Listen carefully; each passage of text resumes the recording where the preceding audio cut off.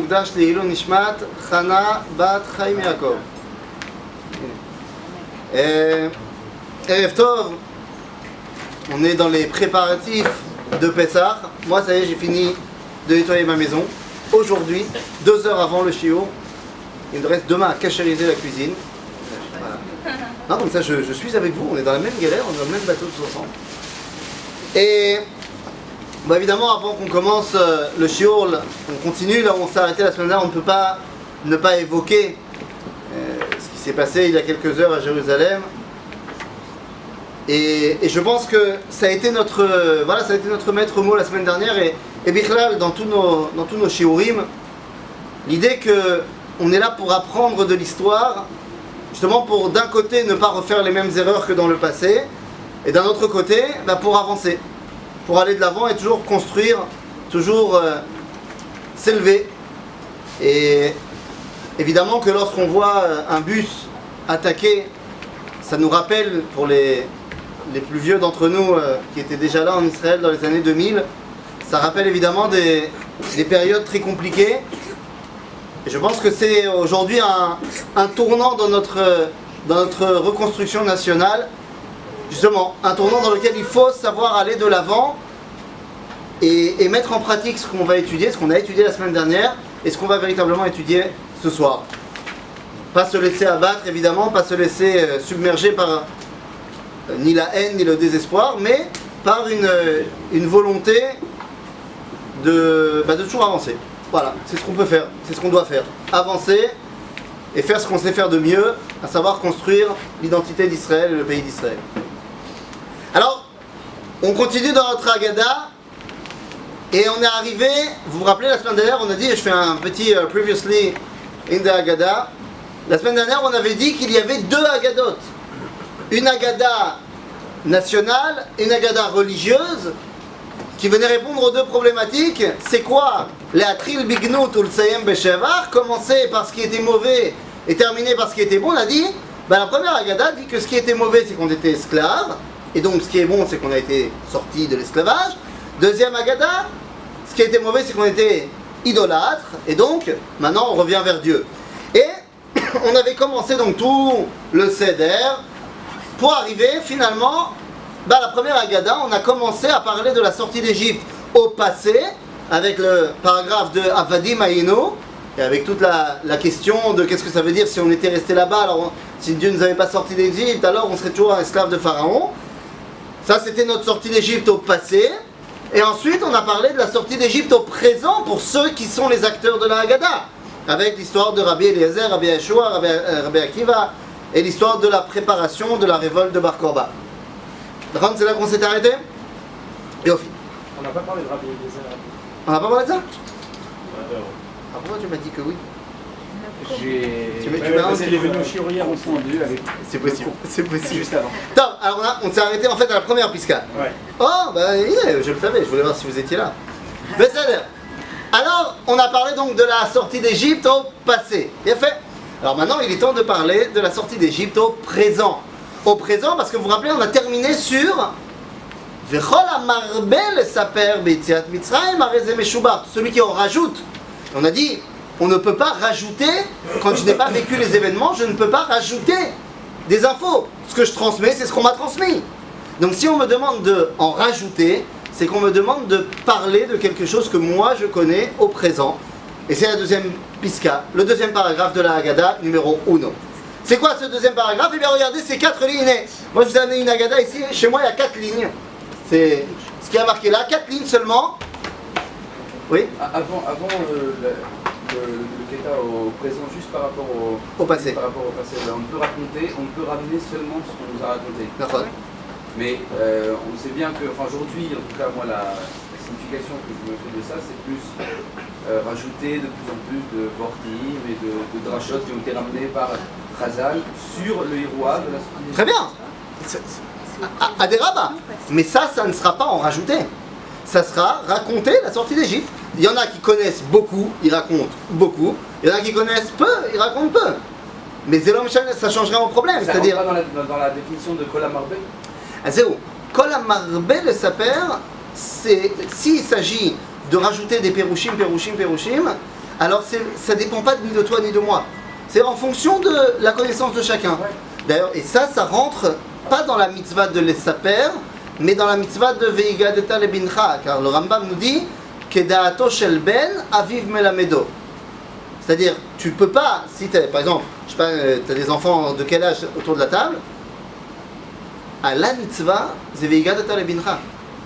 C'est-à-dire que c'est bien entendu toutes les pérouchim que tu as entendus, j'imagine beaucoup, sur le livre de Shemot, ne serait-ce qu'ici on a parlé du livre de Shemot. Si tes enfants, je sais pas, à quel âge ils ont? Le plus grand 17 ans. 17 ans et le plus jeune 8 ans. 8 ans. Si tu racontes pas à un moment donné, comme un enfant de 8 ans, il peut comprendre. Si tu ne parles que pour l'enfant de 17 ans, Vortim, Perushim, t'as pas fait la mitzvah. Parce que ton enfant de 8 ans, c'est à lui que tu dois raconter aussi. Tu dois aussi raconter à ton enfant de 17 ans, et c'est ça tout le problème. Parce que à lui, il faut lui raconter plus de Vortim et plus de trucs plus poussés. Sinon c'est lui qui va le faire. Ça d'ailleurs. Non? Mais ça veut dire que notre mitzvah, à ce niveau-là, je suis d'accord qu'il faut en rajouter des commentateurs ou justement en réduire des commentateurs. Moi, ma plus grande fille, elle a 8 ans et ma fille, elle a 2 ans et demi. Je ne vais pas lui raconter à elle comme je raconte à vous. Et pourtant, ma mitzvah, elle lui raconter à elle et pas ce que moi j'ai appris. C'est-à-dire, le kol amarbel et sa père, là on te dit, c'est l'homme chané. Ça ne dépend pas de tes enfants en bas âge ou pas en bas âge. C'est une question intrinsèque. Et donc, puisque c'est intrinsèque, ça veut dire que ça nous amène, comme Avadim Aïnou c'était au passé, et bien ça nous amène maintenant au présent. D'ailleurs, il suffit de tomber sur le paragraphe. Alors, c'est quoi ce paragraphe? Eh bien, ce paragraphe, les amis, 4 lignes, je vous ai dit chez moi, c'est pas long, il dit tout. Seulement, il faut savoir le lire. Vous allez voir que c'est un paragraphe qui, a priori, ne dit rien du tout. Et le problème de ce paragraphe, c'est le problème de la Haggadah. La Haggadah, ça veut dire quoi? Le mot Haggadah, raconter. Non. Quoi? Dire. Ah, c'est quoi? Ah, tu dis par rapport à les sapers. Quel aval? Les Haguides, c'est gamme. Dire. Dire quelque chose. Que ce soit dire ou raconter. C'est pas lire. C'est pas écrit. C'est notre problème de la Haggadah, c'est qu'elle est marquée. Alors qu'il faudrait la dire, la raconter. Et donc c'est toujours comme ça. Quand on met sur papier une histoire Béalpé, elle devient incompréhensible. Regardez ce qui a marqué. Maaseh Rabbi Eliezer, Rabbi Yoshua, Rabbi Elazar ben Azaria, Rabbi Akiva, Rabbi Tarfon, שהיו מצווים בבני ברק, והיום מספרים ביציאת מצרים כל אותו הלילה, עד שבאו תלמידיהם ואמרו, רבותינו, הגיע הזמן קריאת שמע שחרית. הנה, ça y est, j'ai fini. Il y a 5 rabbins qui sont assis ensemble et qui parlent de la sortie d'Égypte à Bnei Brak, pas loin. Et à un moment donné, ils étaient tellement dans leur étude toute la nuit que les élèves sont venus leur dire Rabotenu, c'est l'heure de faire le schéma. Intéressant. Très intéressant. A priori, c'est un passage. À quoi il sert? Ah, pour nous dire que les rabbins ils ont parlé de la sortie d'Égypte. Est-ce que vous comprenez que ce passage, a priori, il n'a aucune utilité? Ça m'a aidé à comprendre la sortie d'Égypte. Ça m'a aidé à comprendre que. Rien du tout. Mais si. Ah. On vient de dire que la marbleur est venue, je sais pas. Oh, parce que nous on a fait l'introduction. Si on n'avait pas fait notre introduction, que l'on parle du passé, maintenant du présent. Non, sans ça. Ah, mais comment tu sais qu'ils sont marbés? Eh ben, Ils ont parlé. Non, il y a marqué Ayou Mesaprim B'Yetziat Mitzrayim. Oui. Lo marbim. La nuit, ils en ont parlé tout à Ah, l'heure. c'est lo les harbot. Les rabbanim, ils savent plus que toi et moi. En tout cas, ça peut être un des pchats. De les harbot. Eux, ils en ont rajouté. Oui, parce Ken, qu'ils ont parlé de- bien sûr qu'ils en ont rajouté. Mais là où moi j'interviens, je te dis oui, ils en ont rajouté. Pourquoi? Parce qu'ils parlent du présent. En fait, on va lire ce paragraphe-là, mais avec les trucs qui ont été coupés au montage. Il y a énormément d'informations dans ce paragraphe qui ne sont pas marquées. Et justement, le fait qu'ils ne soient pas marqués, les blancs dans ce paragraphe, c'est toute l'info du paragraphe. Le premier problème que j'ai dans ce paragraphe, c'est qu'il y a 5 rabbins qui sont là, il m'en manque un. Où est Rabban Gamliel? Le Nassi à Sanhedrin? Il n'est pas là. Pourquoi il n'est pas là? S'il n'est pas là, ça veut dire qu'il est mort. Mort. Fâché. Ah. Oui, j'aurais pu accepter qu'il soit fâché, c'est un juif. Mais le problème, voilà, j'aurais pu accepter, il n'a pas été invité. Mais le problème, c'est qu'il y a un mec qui s'appelle Rabbi Elazar ben Azaria. Il a 18 ans. Qu'est-ce qu'il fait là? Ah, parce qu'il vient d'être nommé Nassi. Donc s'il est Nassi, c'est que le Nassi d'avant, il n'est plus Nassi. Donc il a mouru. C'est à vie, hein, la nomination. Donc ça veut dire que Rabban Gamliel, il est mort. Donc ça veut dire que cette histoire, En plus, Emayu Mesubim Bivnei Brak. Donc ils sont pas où? À Yerushalayim. Donc ils sont pas à Jérusalem. Donc ça veut dire que toute cette histoire, elle est après Khurban HaMikdash. Bon, Inès, je sais déjà la situer plus ou moins dans le temps. C'est après la destruction du temple. Alors j'ai un autre problème. Ça commence par Maaseh Rabbi Eliezer. Qu'est-ce qu'il fait là? Je vous rappelle que Rabbi Eliezer, il est censé être ménoudé. Il est censé être en nidouille, en chérem, excommunié de la communauté d'Israël. Une histoire tragique d'ailleurs, qui s'est passée dans le traité de Baba Metzia, où on voit Tanuro Shalachnai, une histoire de purification. Est-ce qu'un four fait de cercles d'argile, est-ce qu'il peut prendre l'impureté, pas prendre l'impureté? Marloquette entre lui, Rabbi Eliezer, Rabbi Yoshua, et au final, eh bien, il va être excommunié. C'est terrible, excommunié, ça veut dire que s'il y a 9 juifs dans une synagogue, et Rabbi Eliezer qui rentre, il n'y a pas minyan. Il compte pas. Parce qu'il a eu tort sur l'histoire du foot. Parce qu'il n'a pas eu tort, mais parce qu'il n'a pas accepté la décision de la majorité. Mais il n'a pas eu tort. Maintenant, quoi qu'il en soit, il est excommunié. Et là, il est là, avec tout le monde. J'ai un autre problème. En général, c'est les jeunes qui doivent aller chez les vieux ou c'est les vieux qui doivent aller chez les jeunes? Les jeunes. C'est les jeunes qui vont chez les vieux, Kavod. Sauf que là, tout le monde va chez le Tzoutzik. Bah, le Tzoutzik, il a une bonne 80aine d'années quand même. Mais Rabbi Eliezer, tout le monde va à Bnei Brak. À Yom Mesubim Bnei Brak. Il y a 5 rabbins, il n'y en a qu'un seul qui habite à Bnei Brak. C'est qui? Rabbi Akiva. Rabbi Eliezer, il habite à Lod. Rabbi Yoshua, si je ne me trompe pas, si je ne dis pas de bêtises, il habite à Césarée, je crois. Ah, Pkin, Todek. Et Rabbi, qui on a encore, Rabbi Elazar Ben Azaria, Nassi à Sanhedrin, pour l'instant il est à Tzipori. Rabbi Tarfon, Gamba Galil. Donc qu'est-ce qu'ils font tous à Bnei Brak? Mais c'est le plus jeune. À part Rabbi Elazar Ben Azaria qui est jeune, mais c'est le Nassi, c'est le président des rabbins. Rabbi Eliezer, Rabbi Yoshua, c'est les rabbins de Rabbi Akiva. Donc tu as les rabbins de Rabbi Akiva qui vont chez le jeune, le Talmid, c'est à lui d'aller chez eux. Et puis attendez, il y a un autre problème. Ah, ça doit être ça. Ça doit être ça. Il y a un autre problème. Tout le monde me dit, ouais, c'était le soir du Seder, ils ont raconté la sortie d'Égypte. Et alors ça veut dire que tous les rabbins là, ils transgressent la halakha. Ils sont pas avec leurs enfants. Ils sont leurs enfants. Des Igatta le Binra. Et puis attendez, j'ai un autre problème. Nagid, ils ont fait une soirée entre rabbins, ils se font un kiff. Mais il y a des élèves dans l'histoire. Maintenant, si moi j'entends que les plus grands rabbins de la génération, ils se font un seder ensemble, et que moi je suis un de leurs élèves, où est-ce que je vais? Avec eux. Je vais entendre ce qui va se dire.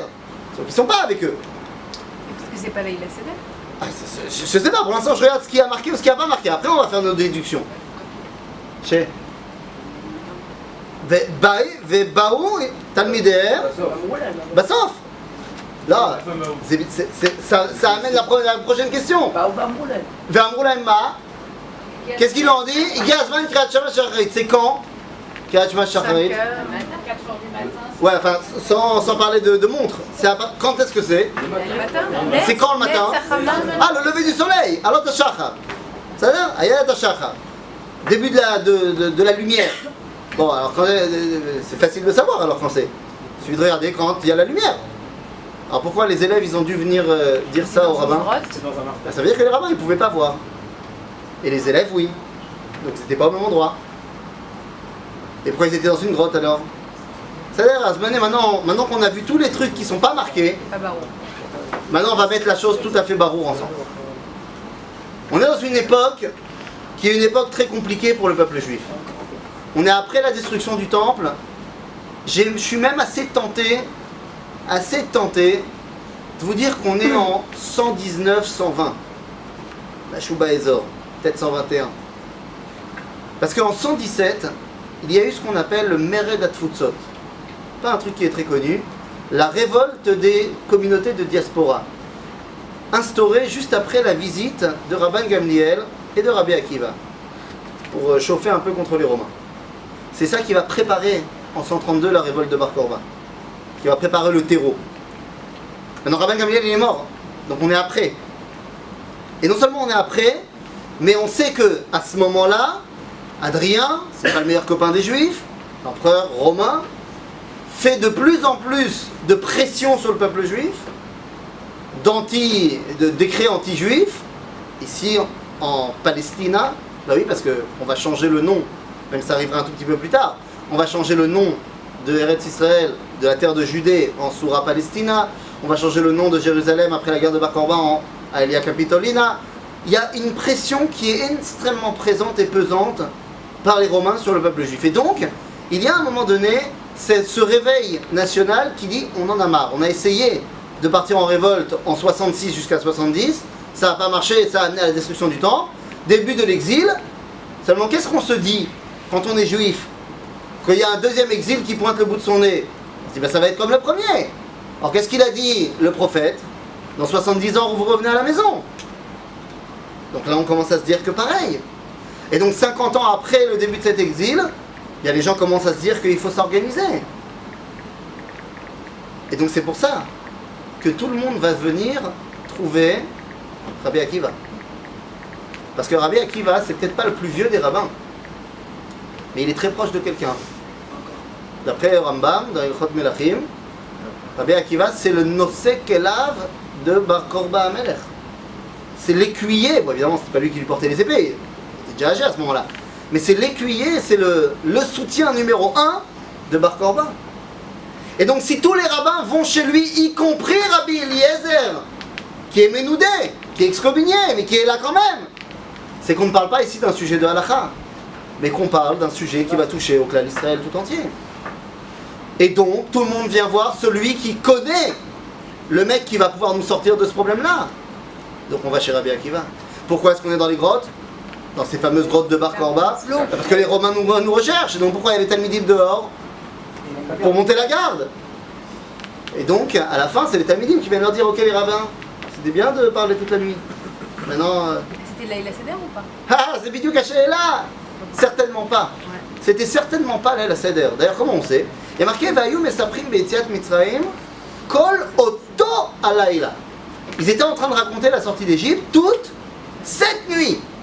Est-ce que ça aurait changé quelque chose à l'histoire s'il n'y avait pas eu marqué Oto? Vayu Mesaprim Be'etziat Mitzrayim Kol Alayla.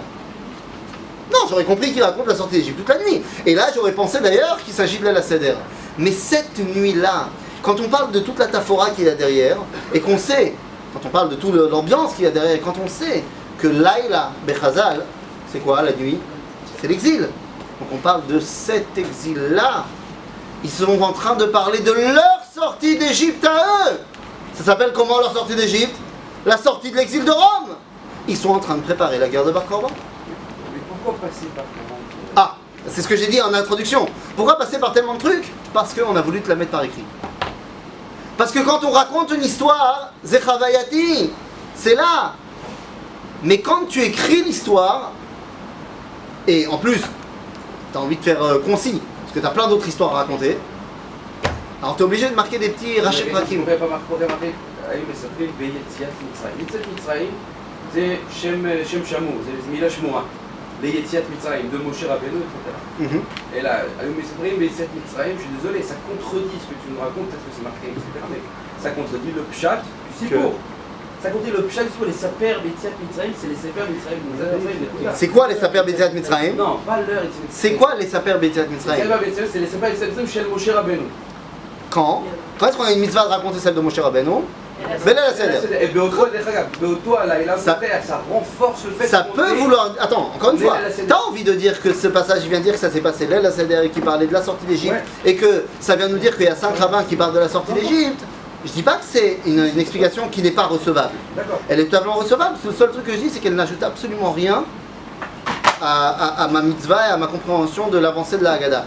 C'est-à-dire, ok, si tu me dis que c'est ça, je n'ai fait qu'apprendre en plus qu'il y a des rabbins qui ont raconté la sortie d'Égypte. Toute la nuit, parce qu'à Rézé Meshouar, je me fais le...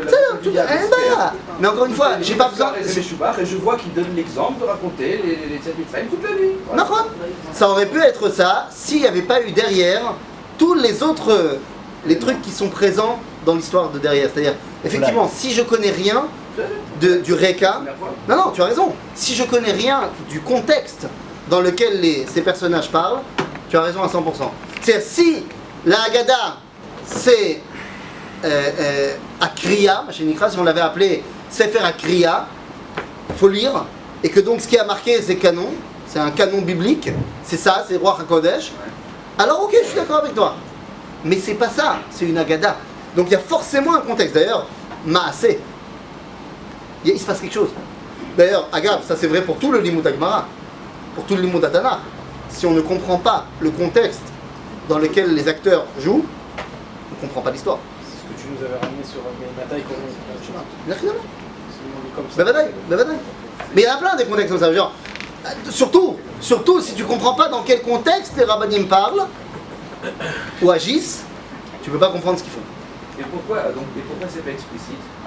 Encore une fois, c'est très explicite, on vient de l'expliquer. Non, mais pourquoi ils ont marqué, ils étaient amenés pas, ils ont parlé. C'est ça que ça veut dire. Béret. Encore une fois, pour quelqu'un qui connaît leur histoire, qui connaît la Gemara, qui connaît Flavius Joseph, qui connaît. Alors, c'est barour. Quand il voit Maaseh, Rabbi Eliezer, Rabbi Yoshua, Rabbi Elazar, Rabbi Eliezer, Rabbi Elazar, Ben Azaria, ils sont ensemble, c'est-à-dire que c'est après le Nidouille et donc ils sont quand même ensemble. Donc il se passe un truc qui n'est pas du domaine de la halakha, donc du domaine de Stam raconter la sortie d'Égypte, parce qu'à ce moment-là, Rabbi Eliezer il n'a pas le droit d'être avec eux. Mais s'il est là, c'est qu'il se passe un truc beaucoup plus important. En plus, je vois qu'ils sont chez Rabbi Akiva, Bnei Brak, tiens, chez Rabbi Akiva, alors que c'est l'élève. Donc ça veut dire qu'il se passe un truc qu'il n'y a que Rabbi Akiva qui a la mafteach. En plus, ils sont en train de raconter la sortie d'Égypte toute la nuit. Ok, mais ça ne veut pas être la salaire parce que leurs enfants ils sont pas là, leurs familles sont pas là, donc c'est pas des rabbins qui vont transgresser la halakha. Mais en plus, ils voient même pas quand c'est le jour. Donc ça veut dire qu'ils sont dans un endroit où on voit pas le jour. Ils sont dans leur grotte. Bon, et après, donc à leurs élèves qui viennent leur dire Yazman la asot mashu. C'est-à-dire que tu vois, c'est très explicite. Il faut simplement savoir avoir les clés de lecture pour le lire. D'ailleurs, je terminerai par. C'est les élèves qui sont venus leur dire Yazman kriyat shema shel shacharit. Alors évidemment, on a compris, parce que les élèves étaient dehors, ils montaient la garde, et eux étaient à l'intérieur de la grotte, ils parlaient. Il y a aussi quelque chose de beaucoup plus profond derrière tout ça. C'est qu'au moment de Ayelet HaShachar, donc de la Géoula, parce que vous savez que Ayelet HaShachar, c'est ainsi qu'est dévoilée la Géoula dans le Talmud à Yerushalmi, eh bien quand il s'agit de la Géoula, qui c'est qui réveille qui? C'est les rabbins qui réveillent les jeunes, ou c'est les jeunes qui réveillent les rabbins? Mais c'est exactement ce qui a marqué dans le livre de Yoël. Dans la Torah, dans le Tanakh, Yoël Omer Kach, Ine Yamim Baim, voilà, à un moment donné, Eshpoch et Ruchi al Kol Basar, je donnerai mon esprit sur tout le monde, mais là il fait une différenciation. Ziknechem, Chalomot Yechalmu.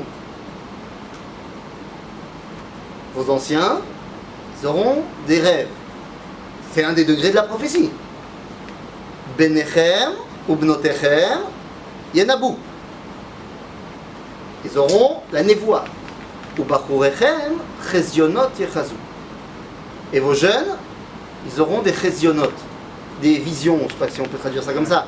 Seulement quand on voit le Dereg, la liste des niveaux de prophétie selon le Rambam, Chalom c'est le plus bas, Chizayon c'est le plus haut. Donc on voit que plus tu es jeune, au niveau de la Géoula, plus tu comprends des choses beaucoup plus profondes. Parce que tu es né plus proche de la Géoula.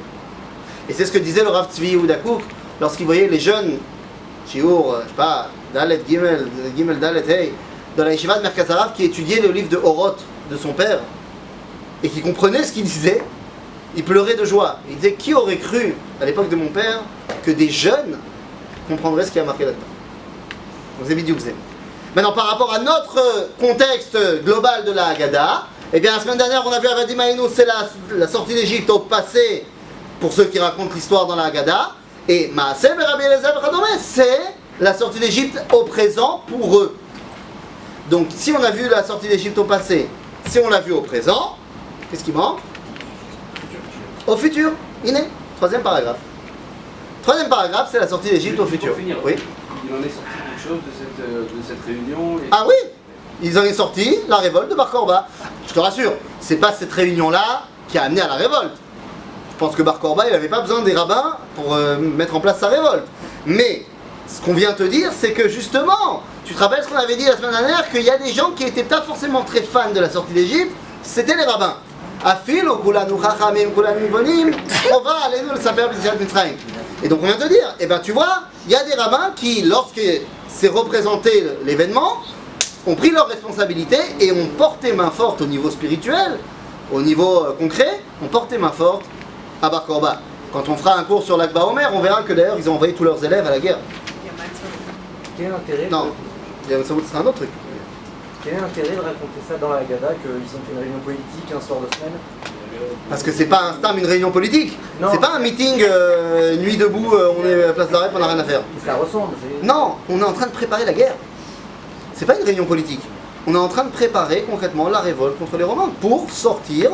Et ça a sa place dans la Haggadah. C'est ça la sortie d'Égypte. Présent, passé. Dis-moi, tu crois que la sortie d'Égypte de Moshe, ça s'est fait sans révolution de l'époque? C'était une révolution de l'époque. Donc pareil ici. Évidemment que ça a sa place dans la Haggadah. Si ça n'a pas sa place dans la Haggadah, alors où ça a sa place? Parce que s'il y a bien un soir où on doit parler du moment où on sort de l'exil, où les nations nous dominent, eh ben c'est bien ce soir-là. Et donc, oui. C'est un peu bizarre de rentrer en premier Bon, en premier, c'est en deuxième. en premier après la sortie d'Égypte. Ah bah, il s'est passé quoi après? C'est un échec. Ah, bien fait. C'est un échec. C'est vrai que moi, je me serais attendu, tu sais, à ce qu'on marque quoi? À ce qu'on me marque à la limite. Non, qu'on me parle de Hanouka. De Hanouka. Maccabim, ouais. Ah, t'as dit Maccabim, j'ai pas entendu, excuse-moi. Ouais, qu'on me parle des Maccabim. D'accord.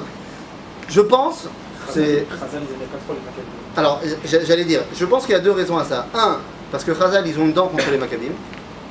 Pas pour les Maccabim, hein, Parce que ça a mal tourné. mais parce que qu'ils sont devenus les Maccabim. Mais aussi peut-être parce que Miprinatam, ça reste du passé. Et donc ils ont déjà parlé du passé. Maintenant, il faut parler du présent. Qui c'est qui a écrit la Zéo. On a dit qui c'est qui a écrit la Haggadah. Le texte qu'on a, c'est à partir des Savoraïm plus minus. C'est-à-dire, il y a 1200 ans. Mais ils mettent en scène des acteurs qui sont les acteurs de la Mishnah. Juste après le second temps. Donc c'est eux. D'accord? C'est pour ça que je pense que c'est cette histoire-là qui a été choisie. Effectivement, finalement, ça a raté. La guerre de Bar Korba, elle a eu lieu. Bar Korba a pris le pouvoir pendant quelques temps à Jérusalem, mais finalement, au bout de 3 ans, en 135, ça a été une destruction totale. Donc ça veut dire qu'on a parlé de la sortie d'Égypte au présent, de laisser, du moins de la sortie d'Égypte au présent, on a parlé du passé, et donc maintenant il nous faut parler de la sortie d'Égypte au futur. Et je vous rassure les amis, leur sortie d'Égypte au futur pour eux, c'est notre présent. C'est ce que nous vivons aujourd'hui. Mais pour eux, c'était du futur. Et c'est le troisième paragraphe. Amar Rabbi Elazar ben Azaria, alors attention, tenez-vous bien à vos Haggadot. Amar Rabbi Elazar ben Azaria. Donc c'est le même Nassi à Sanhedrin, vous savez, l'histoire de ce jeune qui avait 18 ans, il a prié pour avoir une barbe, machin, Are ani keven 70 shana, velo zachiti shete'amer yetziat Mitzrayim balelot.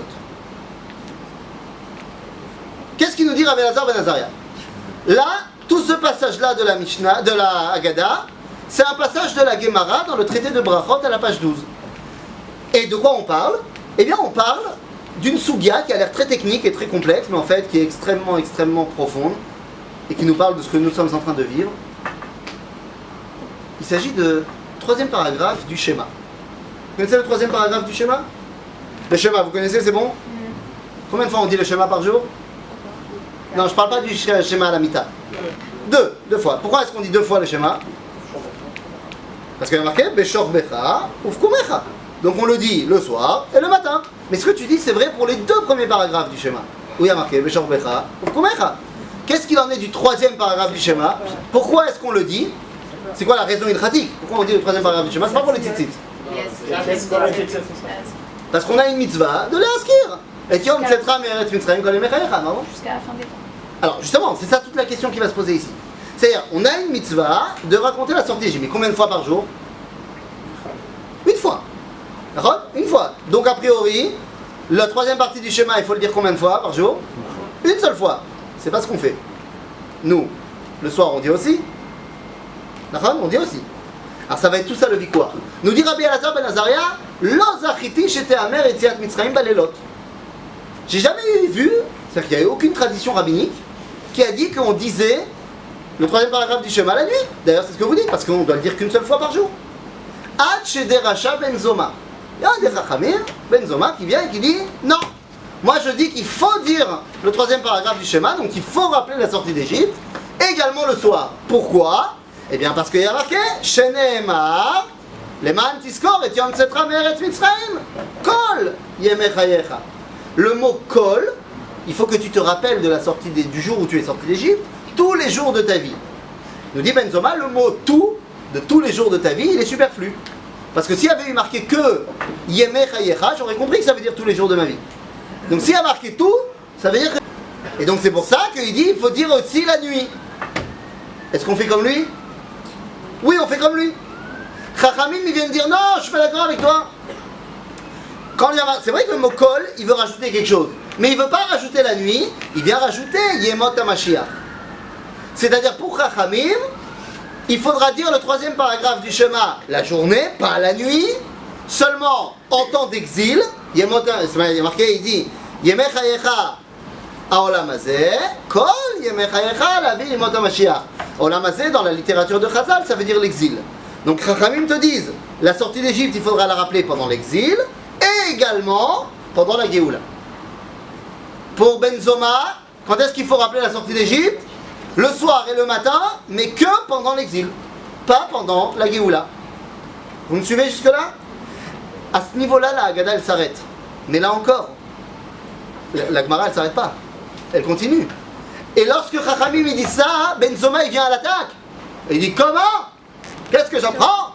Il leur dit ça, hein, je te jure. C'est toi qui as dit qu'il était sfarad.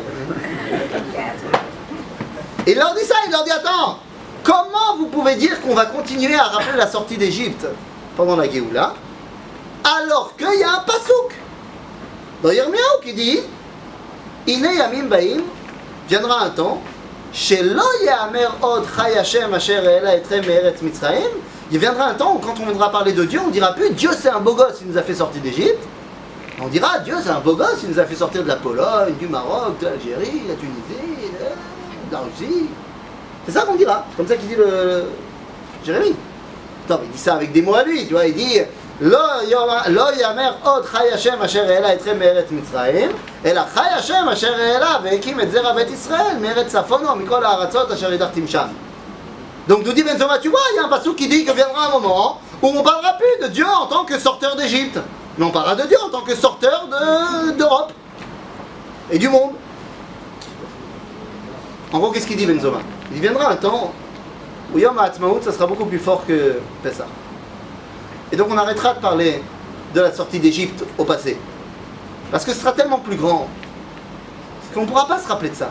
C'est comme il y a quelqu'un qui m'a dit la semaine dernière, Iné, la semaine prochaine, donc là, je crois que c'est demain, après-demain, il me dit, ça sera mes 1 an de fiançailles. Et depuis, il est marié. Sa femme va bientôt accoucher. Je lui dis, et tu as fêté tes 1 an de fiançailles? Il a dit la vérité, non. C'est-à-dire, il est marié maintenant. Tu vas pas fêter tes fiançailles alors que tu es déjà marié. Le mariage, c'est quand même plus grand que les fiançailles. Donc, à un moment donné, bah, ça annule. C'est comme, voilà, quand j'étais au début avec ma femme, on fêtait nos 1 mois, nos 2 mois. Maintenant, on ne fête plus nos 9 ans et 2 mois. Non, ça y est, on fait une traversée de mariage. C'est-à-dire, quand il y a une histoire qui est beaucoup plus grande et beaucoup plus forte, ça fait un petit peu ombre aux anciens trucs sympathiques, mais qui sont quand même d'une importance moindre. Chachamim, ils disent, non, mais attends, bon, certes, tu m'as amené un pasouk joker. Il n'y a pas de pasouk, je vous dis quand même, je répète, il dit, viendra un temps où on ne dira plus que Dieu il nous a sortis d'Égypte, mais il nous a sortis de Pologne. Chachamim, ils te disent, non mais c'est vrai qu'il y a marqué on te dira plus, mais quand il y a marqué on te dira plus, ça ne veut pas dire qu'on dira plus, ça veut dire qu'on dira mais moins. C'est-à-dire, et il dit c'est comme Yaakov, que Yaakov il a reçu un nouveau nom qui s'appelle Israël qui est beaucoup plus grand que Yaakov, mais des fois il se réappelle Yaakov. Et donc Chachamim ils disent, ça ne veut pas dire que quand viendra la Géoula, on annulera complètement la sortie d'Égypte, et là, Yeshiabut Malchuyot Ikar, Vemitziat Mitzrayim Tafello. C'est-à-dire que Chachamim te disent, on n'annulera pas complètement. Mais c'est vrai, on est d'accord avec toi que Yom HaAtzmaut sera plus important que Pessah. C'est pas qu'on annule Pessah, mais ce sera plus important. D'ailleurs, concrètement, à la Halema Maaseh, alors ici je vais vous dire très concrètement, je reprends la phrase que le Rav Cherki dit tout le temps, pour me dédouaner. Je sais ce que je vais dire là. Il dit d'abord que les choses soient claires, et je me range derrière son avis. Lui, moi et d'autres, nous sommes contre le fait de manger du Hametz à Pessah. Ça va? C'est bon? Ça y est, c'est dit? Ça va, je parle pas de Kitniot. Pas de Hametz à Pessah. Maintenant, une fois qu'on a dit ça, on peut dire la chose suivante. C'est un fait, une réalité, que cette année, je parle pas trop de Saharet parce que Bichlal, même en Israël, il y a des Juifs qui mangeront du Hametz à Pessah. Et voilà, Aval, cette année, il y aura très très peu de juifs qui ne feront pas un barbecue à Yom Ha'atzmaut. Que ce soit parce qu'ils sont conscients des raisons profondes de Yom Ha'atzmaut ou pas. C'est l'homme échané. C'est-à-dire que dans la conscience collective du peuple d'Israël, pour de bonnes ou de mauvaises raisons, Yom Ha'atzmaut a pris une place beaucoup plus importante que Pessah. Un il est carré, Qui, quand même. Il est un il est carré et l'autre il est. Encore une fois, c'est pour ça que j'ai dit, je ne parle pas des raisons profondes qui poussent. C'est qui s'est dédouané. Non, encore une fois, je suis ni pour le fait de manger du Hametz à Pessah, ni pour le fait de ne pas faire le mangal à Yom Ha'atzmaut. C'est-à-dire, Zé Nora, Vezé Nora. Bravo. Maintenant, ce que je dis, Il y a c'est... beaucoup de gens qui sont très chauvrés Torah Mitzvot qui ne vont pas faire de barbecue. Eh ben, justement, c'est pour ça que j'allais te dire, c'est l'onachon. Va te balader dans les parkings, dans les grandes herbes, machin, tu verras qu'il y a beaucoup de gens, comme tu dis, chauvrés Torah Mitzvot avec toute la tarposette, qui font un mangal à Yom Ha'atzmaut. Ça, je te rassure, ils ont dit Tachanoun le matin. Mais comme c'est jour férié, d'accord, on va quand même faire un mangal. T'en trouveras une très très petite minorité qui vont au lac Pide. C'est un jour normal dans les écoles, dans les chiffres. C'est un jour normal, vous savez. Et alors Pas tous dehors. Quoi. Oh, tous dehors, peut-être pas. Mais ça veut dire que dans la conscience collective, Ed Malasot, ça a pris une place beaucoup plus importante. Et d'ailleurs, c'est pas pour nous étonner. C'est ce qu'a dit déjà le prophète. C'est-à-dire quand Yirmiyahu Hanavi parle, il a raison. D'ailleurs, on va faire des simples mathématiques. À la sortie d'Égypte, Rabotai, on est sorti après 200 ans d'un pays. Pour notre Géoula à nous, on est sorti après 2000 ans de 100 pays. Donc qu'est-ce qui est plus fort? C'est pas shoot. C'est barour que la Géoula que nous vivons aujourd'hui, elle est beaucoup plus grande que celle de la sortie d'Égypte. Et donc ce que dit Benzoma et Chachamim, c'est que viendra un temps, et pour nous c'est notre présent, pour eux c'est leur futur, où on sortira de l'exil de Rome, qui n'a pas marché à l'époque de Bar Korba, mais ça va marcher à un moment donné, et à ce moment-là, eh bien ça sera une telle grandeur que ça en fera pratiquement oublier l'histoire de la sortie d'Égypte. Et la vérité, c'est qu'il y a eu un essai comme ça. Alors, ça n'a pas marché, et c'est bien que ça n'avait pas marché, mais je ne sais pas si vous connaissez, dans les années 50, il y avait ce qu'on appelait Agadat HaKibbutzim. Alors, l'idée était bonne, la façon dont ça a été réalisé ne l'était pas, mais l'objectif c'était quoi? C'était de dire en une phrase, on parle de, voilà, un jour on était esclave en Égypte, pharaon, tatapoum, patata. Je l'ai à la maison. Tu l'as à la maison? Il a fait et après on parle pendant toute la Haggadah de quoi? Des Chaloutzim, de Bilou et des Ben Gurion. Mais, ouais. Quand même, il n'y a pas une fois le Dieu. Dieu. Non, c'est pour ça que j'ai dit. L'intuition était bonne, la façon dont ça a été fait n'était pas bon. Mais l'intuition de dire que ce qu'on est en train de vivre, ça mérite d'en parler, c'est Naron. D'ailleurs, je peux t'assurer que c'est ce qui va se passer dans tous les foyers. C'est-à-dire qu'on va dire la Haggadah, on va parler de la sortie d'Égypte, Pharaon, nanana. Savoir la Haggadah, allez, ça dure combien de temps? La Haggadah, ça dure un certain temps. Mais il y a le masterpiece de la soirée, c'est le repas. Et pendant le repas, je peux t'assurer qu'on va parler de tout ce qui ne va pas dans la Médina. D'accord, on va dire ça va pas, et les nouveaux Lim Khadashim qui arrivent avec Vachmouel, d'accord, ils vont parler de ça les gens? Non, c'est Archav. C'est Bidyouk. C'est-à-dire que la troisième partie de cette Haggadah, c'est de dire, voilà, il va falloir qu'on traite la sortie d'Égypte au futur, c'est-à-dire notre Géoula que nous vivons au présent. Et elle sera beaucoup plus grande que celle qu'on a vécue à l'époque. En Malasot, c'est comme ça. Hein? Ben, une fois qu'on a fait ça, qu'on a parlé de la sortie on a parlé de la sortie d'Égypte au passé, au présent, au futur, c'est bon, on a fini la première Haggadah. La première Haggadah, elle est terminée. La Haggadah nationale, elle est finie. Donc on peut passer à la seconde. Et comme on avait dit la semaine dernière, chaque Haggadah, elle est précédée d'une Akdama. On avait vu Al-Achmania, qui était la Akdama de Ashta Avdel et Shana Abba Ben Echorin, qui était la Akdama de donc on était esclaves, maintenant libres. 4 questions, et ensuite la deuxième Haggadah. Et bien c'est parti. La Akdama ici, c'est quoi? Baruch HaMakom Barucho, Baruch Shanatan Torah, l'Amo Israël Barucho. C'est-à-dire que ça va être quoi le sujet maintenant? Torah. Ah, c'est la deuxième Haggadah, la Haggadah religieuse, puisqu'on a dit, le problème c'est qu'on était idolâtres, et maintenant on revient vers Dieu. Et là encore, eh bien on a 4 questions qui viennent ouvrir cette deuxième Haggadah, c'est les 4 enfants. Et là je m'arrête. Je m'arrête et je vous dis la chose suivante. C'est pas une halakha que je vous dis, mais c'est un conseil. Si vous avez des Haggadot à la maison qui sont dessinées,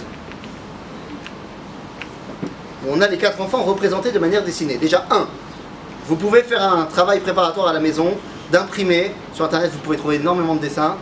essayez de trouver un max de dessins de différentes agadotes au niveau de différentes cultures, différentes époques. Imprimez les dessins des 4 enfants et faites-en, distribuez-en un différent à chaque personne autour de la table et faites un débat. Comment les gens, au fur et à mesure des époques et des endroits, ils voyaient les 4 enfants, c'est très intéressant à faire et c'est sympa. Maintenant, ça c'est pour ce qui est du côté Chavayat Ibour. Pour ce qui est du côté conseil, à ce moment-là, faites-moi plaisir, fermez les agadotes. Ou mettez un truc sur les dessins. Parce que il va voyer les dessins. Non, parce que soyons honnêtes. De manière générale, le Chacham, il ressemble toujours à mon fils. Hein? À mon fils. Fils de Bnéorak. Mais non, il est beau gosse, il a des péotes, mon fils a des péotes, il a une grande kippa, il a du petit bout, une beau gosse. C'est mon fils. Le rachat, il ressemble toujours au fils de mon voisin, je sais pas pourquoi. Bon, le tam, c'est le cousin, celui qui, bon, il est Hamoud, tu vois, mais bon. Et chez nous, de Lichol, fallait pas l'inviter. C'est par contre terre. Alors c'est Nora, parce que c'est pas forcément comme ça. Et d'ailleurs, personne nous a dit que c'était des enfants. C'est Arba Banim. Ils peuvent avoir 45 ans. Personne nous a dit que c'était des enfants de 12 ans. Alors venez, on les prend un par un. Déjà, il y en a un qui est extrêmement énervant. C'est le Chacham. Ah, le Chacham, c'est un chou. Ah, le Chacham. Le Chacham, arrête. Le Chacham, laisse tomber, c'est le mec qui est à la yeshiva. Et il n'y a rien de plus insupportable pour une famille normalement constituée de voir venir le mec de la yeshiva à table. Parce que tu sais quand ça commence. On a faim quand même à un moment donné. Et tu sais ce que c'est le Chacham. Il veut dire toutes les divrei Torah qu'il a entendus pendant 6 mois depuis Zman Choref. Il veut tout dire. Et c'est toi qui es en tort, tu comprends? Il faut étudier. Voilà, ça c'est le Chacham. Et des fois il dit des trucs qu'il n'y a que lui qui comprend. Comme on est filmé, je vais raconter une histoire mais sans dire de nom. Et il y a quelque temps, Soukot, une personne que vous connaissez a été en Chutz Laaretz dans sa famille. Et là-bas, il y avait une autre personne que vous ne connaissez pas, mais que la personne que vous connaissez connaît, qui était aussi invitée, et qui était là, et qui était jeune, Bachou, Yeshiva, dans une bonne Yeshiva, très bonne Yeshiva d'ailleurs. Et Yeshiva Charedit, mais très bonne Yeshiva. Et à un moment donné, on était à la table de son père, rabbin de son état, il lui a dit fais un Dvar Torah. C'était Soukot, fais un Dvar Torah. Il a posé une question, très bonne question d'ailleurs. Bémet, une bonne sheila, Talmid Chacham. La question elle a duré 29 minutes. À un moment donné, son père l'a perdu. Son père n'a pas compris. Il se trouve que j'avais étudié la Souga juste avant pour faire un cours moi sur Soukot, donc je connaissais de son sujet, non, donc je le suivais, mais il a perdu tout le monde. Il a perdu tout le monde. Et puis le problème, c'est que, comme il avait très bien compris ce que c'était que l'étude à la yeshiva, à la fin de son développement, il est resté sur une question. Et donc, mais la personne que vous connaissez a une grand-mère, et la grand-mère lui a demandé, mais ok, on n'a pas compris, mais c'est quoi la réponse? Et là, il a répondu une réponse de Bachou Yeshiva. Il dit, mais pas de réponse, c'est la question qui est importante. Bon, après, la grand-mère en question s'est tournée vers la personne que vous connaissez, elle a dit quelque chose. Mais ça veut dire que le Chacham, c'est ça. Ma'idot v'achukim v'mishpatim asher tziva Hashem Eloheinu etrem. Il a posé une question de Bachou Yeshiva. Donc qu'est-ce que tu fais?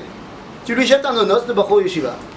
Tu dis, lo maftirim achar pesar afikoman, vas-y, l'air tistader inze, va prendre un ksot achogène, tu vas te faire un petit pilpoul, tu vas te faire un kiff. T'as compris que c'est pas du tout la réponse qu'il a. Il est content, tu lui as dit, il est content. Et on l'entendra plus jusqu'à la fin du seder. C'est le seder. Quoi? C'est comme. J'en déduis que c'est comme ça que ça se passe dans pas mal de familles. C'est Mayesh. On est tous passés par là. Bekitsour, après, je saute le rachat 2 secondes, mais il y a le tam. Le tam, il est extraordinaire parce que c'est le meilleur élément de la Haggadah. Qu'est-ce qu'il pose comme question? Tam, ça veut pas dire débile. Ça veut dire quoi tam? Non, ça veut pas dire simple. Shalem, entier. Quand on finit une étude, on dit tam venishlam. Fini. Il est entier, complet. Yaakov, Ishtam, Yoshev Ohalim. J'aimerais bien voir qu'il est marqué un jour dans la Bible du rabbinat. Yaakov, homme débile, assis dans des tentes. C'est bon pour la Haggadah, ils n'ont pas de problème. Le simplet. Ouais, c'est ça. Ouais. Ishtam, Yoshev Ohalim, mais Kitsour, complet. Et donc, qu'est-ce qu'il demande? Mazot. Très bonne question, à laquelle on va répondre toute la Haggadah en fait. Donc lui, il est Beseder Gamour. She'eino yodea lishol, lo yodea lishol. J'ai entendu une fois un commentateur extraordinaire qui me dit She'eino yodea lishol, vous avez déjà posé la question? Nous on a toujours l'habitude de voir le She'eino yodea lishol en mode le pauvre, il ne s'est pas posé de question, Hamoud. J'ai entendu un jour qu'il est très possible que ce She'eino yodea lishol il soit professeur les facultas, je sais pas quoi, en professeur, un ponte en égyptologie antique de la 10e dynastie, que c'est un mec qui connaît par cœur Thotmès Ashlishi et Ramsès II et la marloquette entre la Torah et les archéologues qui dit est-ce que c'est Ramsès ou est-ce que c'est Thotmès ou on sait pas, mais moi je sais. C'est très possible que c'est un mec qui ne sache pas poser de questions parce qu'il a toutes les réponses. Vous en connaissez des mecs comme ça? Qui savent tout, du moins qui croient tout savoir. C'est un peu comme le Chacham. Non, le Chacham il pose des questions. Le Chacham, non, Dafka, le Chacham il veut tout le temps poser des questions. Il pense qu'il sait jamais, que les autres ils savent. C'est beau, c'est une bonne mida, c'est bien d'être Chacham. Chez nous, dans l'échelle, je dis juste que c'est peut-être quelqu'un qui ne sait pas poser de questions parce qu'il est plein. Il est plein de réponses. Il croit que c'est déjà tout, il a même plus de place. Un peu d'un aval, 2 secondes. Peut-être que tu vas pouvoir apprendre un nouveau truc. Et je reviens à celui qui m'intéresse, c'est notre rachat. Ah ouais, le rachat. Ah ouais, le rachat, c'est mon préféré. C'est mon préféré peut-être, et là je fais un clin d'œil à la mère de la personne que vous connaissez, et à son père, qui m'ont toujours appelé comme étant le rachat de la famille, de manière très amicale, et j'ai accepté mon rôle. Mais qui sont le rachat, je l'aime bien parce que on lui tombe dessus, et des fois peut-être un peu à tort. Rachat ma omer. Ma avoda zot lachem. C'est quoi ce que vous faites? Lachem, velolo, il s'est sorti du klal. Et je vous pose une question. Pourquoi est-ce que vous l'avez sorti du klal tout de suite? Parce qu'il a dit Lachem. Le Chacham il a dit aussi, non? Ma avoda, ma edot vachukim, Hashem Eloheinu. Ah, il a dit Eloheinu. C'est-à-dire, il s'est mis dedans.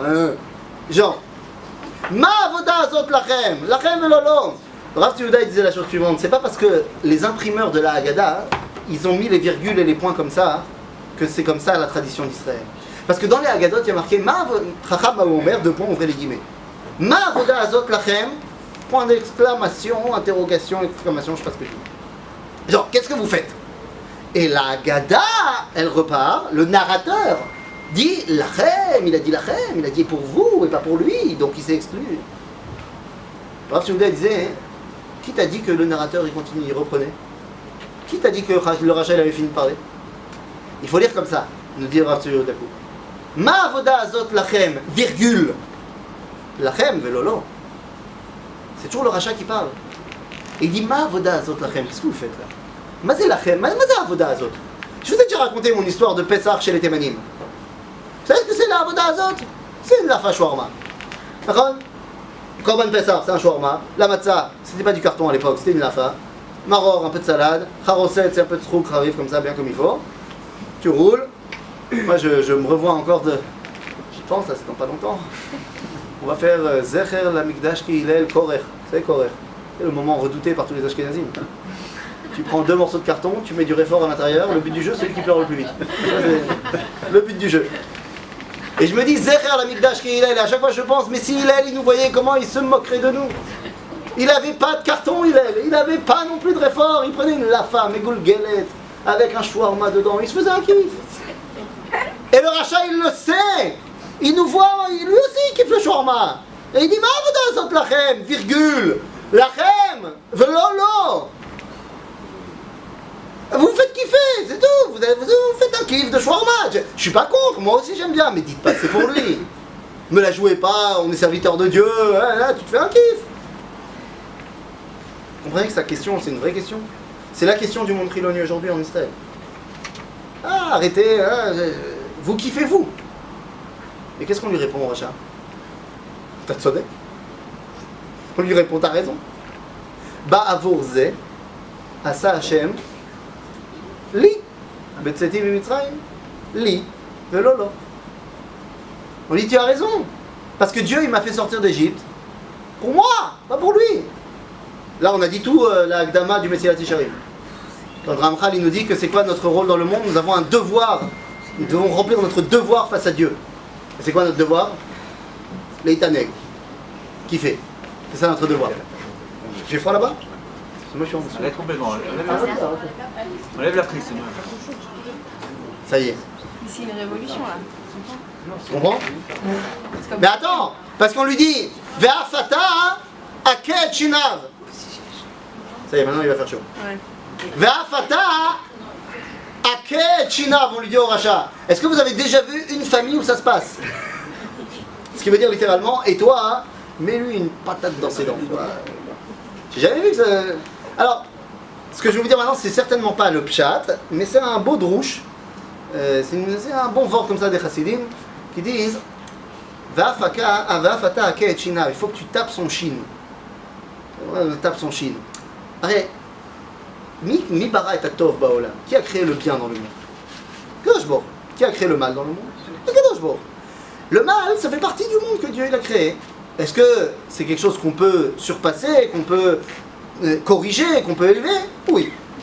Alors lorsqu'on s'est embourbé dans le mal, là c'est un problème. Comment ça s'appelle s'embourber dans quelque chose, ou du moins se prendre une action et la faire sienne? Eh bien en hébreu, lorsqu'on prend une action et qu'on la fait sienne, on rajoute un shin. Je donne un exemple. L'irtov, écrire. Les chartev, recopier. J'ai pris le même texte, mais je l'ai réécrit une deuxième fois. Et donc, ce que dit Chassidim, c'est Ve'afata aket shinav. Le problème du rachat, c'est qu'il a pris le ra et il se l'est approprié. Il est devenu rachat. Alors il faut que tu tapes un peu dans son shin. Tu enlèves son shin. Comme ça, il redeviendra juste ra. Ça va, ra, tu peux corriger. La collier Besséder. Alors, c'est pas le pshat, mais c'est chamoun. Au fond de sa question, dans ta lecture, on comprend que c'est un rachat. Mais c'est bidouk haïnian. Mazé un rachat. Est-ce qu'un rachat, ça peut être un mec qui connaît rien? Vadaï chez l'eau. Mais c'est non plus un rachat. C'est pas parce qu'il. Attention. Le rachat, en l'occurrence, c'est quelqu'un qui a étudié énormément. Parce que sinon, il ne pourrait pas poser ce genre de questions. Un rachat, c'est quelqu'un qui connaît et qui... Mais pourquoi sa question est mauvaise? Mais elle n'est pas mauvaise du tout, elle est très bonne sa question. Pourquoi elle a du mal, pourquoi du rond? Non, mais rachat, ça ne veut pas dire... Rachat, je ne rentre pas dans ses considérations personnelles. Je rentre dans la question, est-ce qu'il fait des mitzvot ou est-ce qu'il fait les mitzvot? Le Rambam, pas chaud. Est-ce qu'il a 51% de mitzvot ou 51% de verot? Lui, d'après son indication de lecture, il s'appelle rachat. C'est-à-dire que c'est quelqu'un qui a décidé de ne plus faire la Torah. Hachela Ilama. Sa question n'a aucun rapport avec le fait qu'il soit rachat en fait. Si, parce que pourquoi il a décidé de tout lâcher? Il était à la yeshiva, le rachat. Mais à un moment donné, il a vu que les juifs, ils se faisaient des kiffs et qu'ils n'arrivaient pas à expliquer pourquoi c'est en rapport, Dieu, machin, ils pensaient que c'était un peu du grand n'importe quoi. T'en connais pas? On en connaît tous des gens qui étaient à la yeshiva et qui ont tout lâché parce qu'à un moment donné, ils ont posé une question à leur rabbanim qui n'ont pas su répondre. Et donc ils ont dit, dans toute la Torah, elle est bancale, allez, je lâche tout. Il y a un film, bon, alors... Évidemment, c'est apprendre Be'eravon Mugbal, même si c'est tiré d'une histoire vraie. Le fait que ça se passe aux États-Unis, ça joue aussi beaucoup là-dessus. Mais il y a un film qui est basé sur une histoire vraie qui s'appelle The Believer. En français, ça s'appelle Danny Belint, je crois. L'histoire d'un juif, bon, il vient d'une communauté conservative, ça joue aussi énormément sur le fait qu'il a pas reçu de bonne réponse, qui a des grandes questions existentielles sur le judaïsme. Il se fait éjecter par ses rabbins, et finalement, il va tourner néo-nazi. Jusqu'à préparer un attentat dans une synagogue à Yom Kippour à New York. Mais tout ça part du fait qu'il avait des questions et on n'a pas réussi à lui répondre. C'est-à-dire, Agav, un des mecs qui est sorti du clan d'Israël parce qu'il avait des idées qui étaient... c'était Spinoza. Et le Rav Kook qui dit « Chaval me'od » qu'il n'y avait pas à son époque quelqu'un qui savait lui faire tchouva. En d'autres termes, Chaval que moi j'étais pas là-bas, sinon je me serais occupé de lui. Parce que Spinoza, il a des grosses questions très importantes que la chassidoute, elle va mettre en lumière plus tard. Ok? Oui, tu voulais dire, Michael? En fait, ce qui est marrant, c'est que le vrai rachat, il n'a rien à faire au CDR. Tu comprends que s'il est rachat, s'il est là, c'est qu'il n'est pas si rachat que ça. C'est ça. Tu comprends? D'accord. D'ailleurs, c'est ce qu'on avait dit la semaine dernière. 4 questions de Manishtana, en fait, il y en a une 5e. Parce qu'à chaque fois qu'il y a 4 dans la Haggadah, il y en a un 5e qui se cache. Effectivement, il y a un 5e enfant. Celui qui n'est pas là. Celui qui n'est pas au CDR. C'est quoi la différence entre riche out et roi? Roi, c'est pas grave. Il fallait taquer. Charles Taken. Riche out, ça veut dire que tu es déjà embourbé là-dedans dans le côté obscur de la force. C'est qui le 5e enfant? Celui qui n'est pas là? Il est déjà marié avec une Goya, il n'est pas là. Quoi, on n'en connaît pas? C'est le rachat Gamour. Il n'est pas rachat Gamour, il est même plus là. Tu peux être rachat que par rapport à quelque chose. C'est comme le mec qui est chiloni qui décide de ne pas aller à la synagogue. Mais ça veut dire quoi pas aller à la synagogue? il va pas à la synagogue. Le mec qui s'est complètement exclu du peuple juif, il est même pas par rapport au fait de ne pas aller à la synagogue, il est plus là. Ok? Maintenant, les 4 questions, elles sont portées sur quoi? Sur de la Torah. Ma'edot, v'achukim, v'mishpatim, v'shartziva, Hashem, טוב, אין מפטירים אחר הפסח אפיקומן. רשע מה הוא אומר? מה העבודה הזאת? זה עבודה, זה קורבן. הטעם, מה זאת? מה זאת זה מה? Alors tu peux dire, on a dit, toute la Haggadah. כן, אבל זה בחוזק יד. אשר הוציא השם, זה הקדוש ברוך הוא. והשני יודע לשאול, tu lui racontes, ועד פתח לו, et tu lui parles de quoi? De Peter Rechem. Quand tu regardes dans la Torah, c'est quoi ça chez là? Peter Rechem, Bechorot. Il y a un ilchati. Et tout ça, c'est la Hagdama de la deuxième Haggadah qu'on va ouvrir maintenant. Et qui dit Bitechila Ovdei Avoda Zara Ayu Avotenu Ve'achshav Kirvanu Hamakom La'avodato. Au début, on était idolâtres et maintenant, on est serviteurs de Dieu. Et c'est là ma question, mes amis. Au début, on était idolâtres. De quoi on parle? De avant Abraham. Ah, tu parles d'avant Avraham. Terach. Terach. Ah bah c'est pas Avotenu? Non. Terach, il n'est pas considéré comme étant Avotenu. Abraham, Yitzhak, Yaakov, autant que je me souvienne, ils ne sont pas Ovdei Avoda Zara. On parle des Bnei Israël en Égypte. Il a fait, on parle des Bnei Israël, mais Mitzrayim, pourquoi vous allez les chercher si loin? Pas forcément, non, en Égypte. En Égypte, on est Ovdei Avoda Zara, la Méadrine, Glad Kosher Avoda Zara. Attention.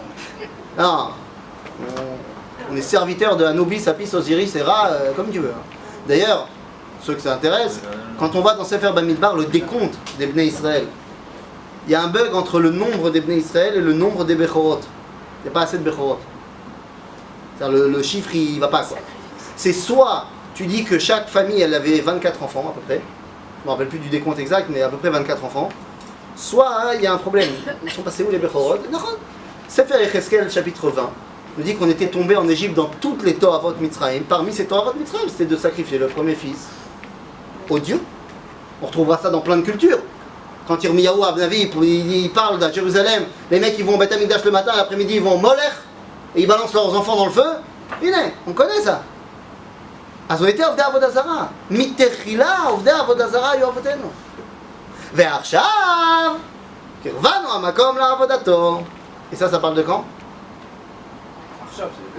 C'est quand? Matan Torah. Regardez. Koulam omrim Matan Torah. Tout le monde dit que c'est à l'époque du don de la Torah, mais j'ai un gros problème avec ça. Je suis pas d'accord avec vous. Parce que c'est à ce moment-là, quand est-ce qu'il faut lire ce texte? À Shavuot. Et on dit pas ça à Shavuot. Alors? Achav. Ah, tu dis prendre le C. Le problème, alors, j'aime bien cette idée, c'est pas mal, mais le problème c'est que au moment où on nous dit prends le C, machin, ils le mettent. C'est pas par rapport à. Ils prennent le mouton, ils prennent le Korban Pesach, l'agneau pascal, et ils le mettent. Si déjà, Moshe leur a dit vous prenez, vous avez.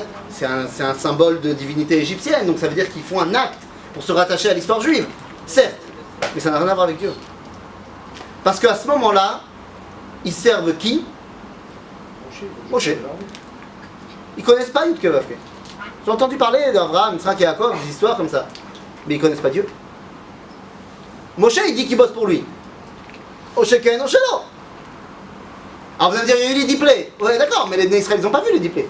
Ils ont entendu parler, ils ont vu sur internet, mais ils n'ont pas vécu ça. Pardon? On est avant Shiratayam pour l'instant. Tu as dit le moment où Arshav. Arshav, Mazé Arshav, je lis ça. J'aurais dit Shiratayam. Mais oui, mais le problème c'est qu'à ce moment-là, j'aurais dû dire ça Shvi Shel Pesach. J'aurais dû dire ça le 7e jour de Pesach, au moment où on a traversé la mer Rouge. Alors la première fois qu'on a. Mais là, je dis ça le 14 Nissan au soir, le 15 Nissan. Alors ma tête de. Au bout d'un an. Ah, alors tu proposes qui? Après, quand on amène le passouk chez Neymar de Yoshua, on parle du père d'Abraham et tout, non? Alors après, on va te faire tout un récapitulatif. Non, chez Neymar. En בעיה, שנאמר, ויאמר יהושע אל כל העם, כה אמר השם אלוהי ישראל בעבר נא ישוע אבותיכם מעולם, תרח אבי אברהם ואבי נחור ועבדו אלוהים אחרים, ויקח את אביכם, את אברהם מעבר הנהר, pour arriver à quoi? À nous en Égypte. C'est-à-dire, bien sûr qu'on te fait toute la généalogie, mais c'est pour arriver au fait que nous en Égypte, on était Ovdei Avoda Zara. Et Arshav, Kirvanu Hamakom La'avodato, eh bien les amis, il s'agit d'un moment très clair. Arshav. Et je dis ça le 15 Nissan, le moment de Pessah. Mazé à Arshav. Eh bien les amis, Si vous demandez à mon fils, il a 5 ans, pour lui, le moment le plus sympa à représenter, il s'entraîne déjà pour la Hatsaga à ce niveau-là, il a appris à l'école, Be'emtsa Laila. C'est-à-dire qu'à un moment donné dans le jeu, où Be'emtsa Laila, il se mettra en pyjama Tortue Ninja, parce que ça sera Paro Be'emtsa Laila en pyjama. C'est quoi cette histoire? Bien, cette histoire, elle nous est ramenée dans le Talmud à Yerushalmi, dans le Midrash également, qu'au milieu de Makat Bechorot, Paro Be'emtsa Laila, en pyjama, il vient voir Moshe et Aaron. Et il dit, Tsou, yalla, partez. Moshe il dit, comment ça partez? Eh, partez, j'en ai marre. Eh, on part pas pendant la nuit comme des voleurs, certainement pas. On partira demain. Demain, on partira à Kolbessader. Non, mais j'en ai marre, ça meurt partout, mon fils il est mort, vas-y, partez. Ah, c'est ça qui te dérange. La plaie, t'as envie que la plaie, elle s'arrête. Nbaya, regarde, on va partir demain, plus on n'est pas prêt, machin, on partira demain. Mais si tu veux que la plaie, elle s'arrête, t'as qu'à nous libérer maintenant. Si tu nous libères maintenant, la plaie, elle s'arrête. Le Talmud Yerushalmi, le Midrash, il dit Itril parot soveach veomer. 2 points ouvrir les guillemets. Paro crie. Oh, le Midrash, il dit que sa voix, elle est devenue. Était retransmise sur internet dans toutes les maisons, machin, en direct. Et il dit comme ça Léché avar. Aïtem a fait 10 minutes. Avant, vous étiez mes esclaves. Ve'arshav atem birshut atzmechem. C'est grave. Ve'arshav atem birshut atzmechem. Et maintenant vous êtes indépendants. Ve'harei. Et donc, avadav shel hakadosh baruch hu atem. Et donc vous êtes les serviteurs de Dieu. Lui il le connaît, Dieu, ça fait 10 plaies qu'il se prend sur la tête, il connaît. Ve'alechem le'alelo, alléluia, allélo avdei Hashem. C'est qui le premier dans l'histoire qui a dit le Hallel? Pharaon. Mais vous comprenez ce qu'il dit? Il dit un truc géoni, extraordinaire. On ne se rend pas compte de ce qu'il dit. Il dit avant vous étiez mes serviteurs, et maintenant vous êtes indépendants, et donc vous êtes les serviteurs de Dieu. Mais attendez, à ce moment-là, on est Ovdei Avodah Zara, la Méhadrine encore. Glad kosher dans nos actions, je suis sûr que demain on va prier Ra. On est à fond dedans. Mais on parle de quoi là? On parle de ce que le Rav Kook il appelle la Srigoula. Pas les choix, les actions. Pas Gdushat HaBechira. C'est la Gdushat de la Srigoula que Paro il met en évidence. Il dit vous êtes indépendants, ça fait de vous des serviteurs de Dieu. Vous étiez mes serviteurs, ça fait de vous des idolâtres. Vous comprenez ce que dit ici la Haggadah? Ce que dit Pharaon? C'est-à-dire que Am Israël, lorsqu'il est soumis aux nations, il est idolâtre. De fait, lorsque Am Israël est indépendant, de facto, il est Oved Hashem. Qu'il le veuille pas. Qu'il le sache pas. Lorsque vendredi après-midi, à 4h de l'après-midi, David Ben Gurion dit nous déclarons par la présente l'indépendance de l'État d'Israël, Am Israël devient Oved Hashem. Qu'il le sache ou pas. Alors je vous rassure, le Rav Maimon Fishman il le savait, c'est la dracha qu'il fait lorsqu'il revient à Jérusalem juste avant Shabbat. Peut-être que la majorité des gens ne le savaient pas. C'est qui le Rav? Le Rav Maimon Fishman, c'est le premier Sarah Datot après, mais ça sera surtout celui qui est assis à la droite de Ben Gurion, à la déclaration d'indépendance de l'État d'Israël, celui que Ben Gurion fait venir en avion spécial parce qu'il est encore sous siège à Jérusalem. Il le fait venir parce qu'on ne peut pas commencer sans lui. Il le ramène en avion pour qu'il soit à Jérusalem avant Shabbat. Après qu'on dise qu'il était contre les religieux, c'est une autre histoire. Mais ça veut dire quoi? Ça veut dire qu'Am Israël, lorsqu'il est soumis aux nations, il est idolâtre. Et ça, je vais vous dire quelque chose qui fait très mal pour nous qui sommes des gens qui viennent de la France. Mais en Malasot, c'est ce que dit la Gemara dans le traité de Psachim à la page 8. Israël shebechutz haaretz, ovdei avodah zara betahara em. Nous sommes des idolâtres, bon purs, cachers, mais des idolâtres quand même.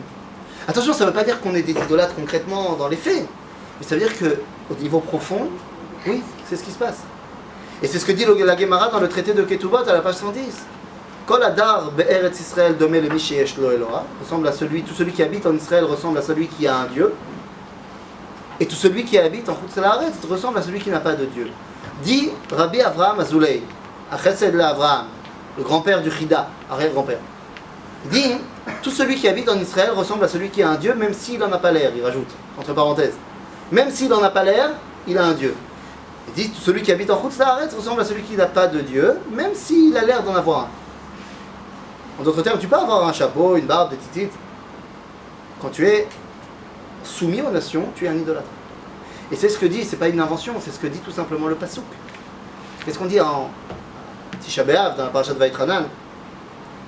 Le Passouk nous dit qu'on fait de la Avodah Zara. Et en réprimande de ça, Dieu nous dit, qu'est-ce qu'il nous dit? Vous allez partir en exil. Va'avattem sham, Elohe etz va'even asher lo yeru. Je comprends pas. On faisait de la Avodah Zara et donc le Honesh, c'est quoi? C'est qu'on va être en exil pour faire de la Avodah Zara? Nous dit Rabbi Yehuda Halevi dans le Kuzari. Mazé Elohe etz va'even. Il dit, le peuple juif à 90-15%, je sais pas, a été exilé dans les terres du christianisme et de l'islam. Elohe etz, c'est la croix. Elohe even, c'est la Kaaba à la Mecque. L'islam n'est pas une idolâtrie, c'est pas de ça qu'on parle. On dit que, en malasot, quand tu es soumis aux nations, c'est pas seulement au niveau politique. Au niveau spirituel, tu es aussi soumis aux nations. Que tu le veuilles ou pas. Ou bikashtem misham Elohecha umatzata. Dit Rabbi Yehuda Halevi. Dans la synagogue, c'est de là que tu prieras Dieu. Et pourtant, dans la synagogue, tu serviras Jesus. Mais il parle de lui-même alors. Bien sûr. Mais qui a marqué dans la Gemara, tout celui qui habite en Chutz La'aretz ressemble à un idolâtre? Pas les rabbins de Babylone.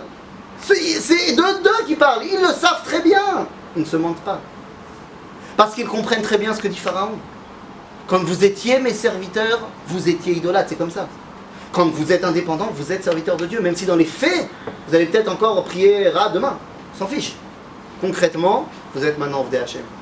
Et c'est pour ça que maintenant, on comprend pourquoi ces deux Haggadot en fait ont été reliés.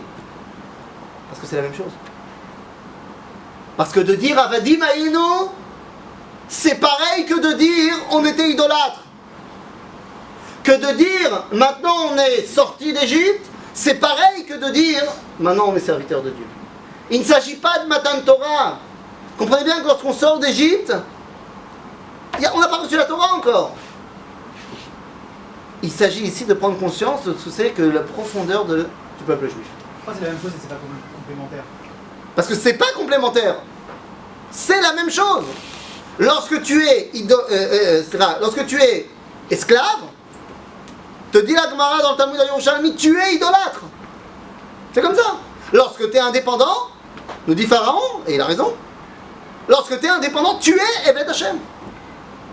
Ah, plus tard, il y aura un autre truc qui va arriver qui s'appelle la Torah. Ouais, c'est très bien, je suis pour, Torah is good. Mais c'est plus tard. C'est pas parce que tu as reçu la Torah que tu es Eved Hashem. Tu es Eved Hashem parce que tu as retrouvé ton identité. Zéro. Parce que tu ne peux pas recevoir la Torah si tu n'es pas Eved Hashem. Et c'est pour ça que les deux Haggadot, elles ont été mises ensemble. Parce que c'est une seule et même chose. Parce que la fête de Pessah, c'est une seule et même chose. Sortir d'Égypte, redevenir indépendant, après 2000 ans d'exil, c'est redevenir le serviteur de Dieu. Et une fois qu'on a dit ça, eh bien regardez ce qu'on dit. Qu'est-ce qui vient juste après? Allez. Alors soit ça commence, et très vite ça devient chouette. C'est comme ça. Mais c'est quoi ce Vehi chez Hamda? Quelqu'un s'est déjà posé la question de qu'est-ce que c'était que Vehi? De Vehi chez Hamda? Promesse. Quelle promesse? Là? J'ai pas entendu. Brit Ben Abetarim. L'alliance entre les morceaux que Dieu fait à Abraham, et qu'est-ce qu'il lui promet là-bas? Il lui promet une terre et un peuple. Ben voilà, c'est la conclusion de la Haggadah. Et la vérité, on pourrait fermer ici la Haggadah et passer à Shulchan Aruch. Mais tout le reste, c'est l'approfondissement de tout ce qu'on a dit. C'est-à-dire que tu parles Tseoulmad, et là voilà, on ne pouvait pas passer sans Tseoulmad. Tseoulmad! Quoi? Ma Bikesh Lavan Arami. Il y a un mec qui a proposé une autre idée. Lavan. Mais d'habitude, on ne dit pas Tseoulmad. Normalement, on ne dit pas sors et apprends. On dit viens et apprends. Qu'est-ce qu'il y a marqué dans la Gemara tout le temps? Tashma. C'est-à-dire quoi Tashma? Bochma. En israélite. Bochma. Bo Tishma. Viens. Mais là, on ne te dit pas Bochma. On dit c'est Ulmad. Bah oui, qu'est-ce qu'il a demandé à Lavan? Qu'est-ce qu'il voulait faire Lavan? Vous savez ce qu'il voulait faire Lavan? Lavan, ça n'avait rien à voir avec Paro. Hein. Paro, c'est un petit joueur à côté de Lavan. Lavan, c'est... Attention. Il avait très certainement une maison aussi qui était à sa couleur, je ne sais pas. Mais Lavan, qu'est-ce qu'il veut faire? Ça, la accord et ta colle. Mais c'est la accord et ta colle. Il voulait déraciner tout. Quoi? Il voulait tuer personne. Au contraire. Il disait, mais reste chez moi. Encore 7 ans. Encore 7 ans. T'es bien. Tu sais, Oulman? Quoi tu sais? Ouais, vas-y, ouvre la porte. On va voir ce qui se passe. On va pas faire de chiffres hein, pour faire des chiffres. On va pas parler des 58% d'assimilation à New York. On va pas parler des, je sais pas combien de pourcents qui sont déjà beaucoup trop à Paris. Je ne connais pas bien les chiffres, donc je veux pas, mais trop. Tu sais, va voir dehors. Parce que là pour l'instant, tu es dans ta maison, Seder, machin. Va voir dehors ce qui se passe. Je vous le dis, hein, la majorité du peuple juif cette année, il fera pas le Seder. Parce qu'il est assimilé. C'est terrible. C'est Oulmad, ma bikash lavana Arami. Ça, c'était la première version. Paro, il a décidé un autre truc. Et ensuite, on te parle de Mitzrayim, et là, on va te faire toute l'assemblée de Mitzrayim, mais je ne vais pas revenir là-dessus. Parce que ça, vous la connaissez. Par contre, vous pouvez, oui, passer plein de pages pour arriver finalement, pratiquement à la fin du Maguid, lorsqu'on dit Pesach Matzah au Maroc. Bah, Pesach, on sait. C'est-à-dire, Pesach, c'est Al-Shumma, ça on sait, c'est Korban Pesach. C'est-à-dire, Kol Shelo Amar Shtoshat Varim Elo Bapesach Lo Yatsa Yidei Chovato. Tout celui qui n'a pas dit ces trois choses-là, Pesach Matzah au Maroc, c'est pas qu'il les a pas dit, qu'il n'a pas compris ce que ça voulait dire. Pesach, vous savez ce que ça veut dire? Korban Pesach. Donc ça veut dire quoi Korban Pesach? C'est par rapport à eux, ce qui sortent d'Égypte. C'est le présent, c'est le moment où on prend l'agneau et on sort d'Égypte. Mazé Maro, top, on se rappelle de ce qu'on nous a tapé dessus, au passé. Mazé Matzah. C'est Khérout. Mais ça prendra tout son sens quand? Regardez ce qu'il y a marqué dans la Matzah, c'est fantastique. Matzah zo al-shumma. Pourquoi est-ce qu'on mange la Matzah? Je sais pas, al-shumma. Al-shum shelo ispik betsekam shel avotenu. L'histoire classique qu'on ment à nos enfants. Que Malassot, nos ancêtres, ils n'ont pas eu le temps, tu comprends, il fallait sortir Bechipazon, on n'a pas eu le temps de faire la Matzah. Ouais, c'est ça, ouais. Ça fait 4 jours que tu es au courant que tu vas partir, t'as pas le temps de faire du pain. 4 jours que tu as mis ton agneau au bord du lit. T'as pas le temps de faire du pain. Tu sais quoi? T'étais pas... Hein? Avant la tombée de la nuit, Moshe il t'a dit, on part demain. Toute la nuit, ça t'a pas suffi pour faire du pain? Hein? Bah rien, mais alors, ne me dis pas que c'est parce qu'on n'a pas eu le temps. Dis-moi, on fait des matzot, parce que c'est lechem oni, parce que c'est lechem... Tout ce que toutes les drachotes sur la matzah, elle n'y va rien, ça va. Mais ne me dis pas que c'est parce qu'on n'a pas eu le temps. On a eu le temps, Véoder. On savait qu'on allait sortir, mais pas à la minute. Non, pas à la minute. On savait avant la tombée de la nuit que Moshe il nous a dit, vous restez dans les maisons et demain on sort. C'est une demi-heure. Hein. Quoi, une demi-heure? Non, mais... Pardon, c'est quoi? J'ai pas entendu. d'autres choses à préparer que... Oui, ton sac. Attends, je comprends pas. T'as d'autres choses à préparer, donc tu dis il faut préparer les valises pour partir. J'imagine, ça va bien, mais j'imagine que quand tu prépares pour aller faire un petit tioul, tu te fais des sandwichs. C'est-à-dire ça fait partie quand même des choses essentielles à préparer, à manger. Donc ça veut dire que Baruch, un des trucs qu'on va préparer, c'est à manger. Ah oui, je me soucie de ce que je vais manger, ouais, ça je me soucie. C'est-à-dire, je suis pas censé savoir qu'il va y avoir de la manne qui va me tomber du ciel, ça c'est... Ah bien sûr tu vas te faire, mais évidemment. Mais je vais les manger sur quoi, mes vaches et mes chèvres? C'est quoi le truc qui est le manger de l'époque? Toi aujourd'hui tu te dis, je vais peut-être pas forcément me faire un sandwich, je vais aller au resto, je vais me faire une pizza. Ah, je me ferai la manger sur la route. C'est pas comme ça que ça s'appelle Tzeda la derech. On ne transporte pas de la farine comme on transporte du pain. Kitsour, ça veut dire quoi? C'est-à-dire que nous on avait le temps de faire du pain. Mais il y a effectivement une partie qui n'ont pas eu le temps. Ceux qui ne croyaient pas. Non? Ceux qui ne croyaient pas qu'ils ne sont pas venus, ils ne sont pas venus.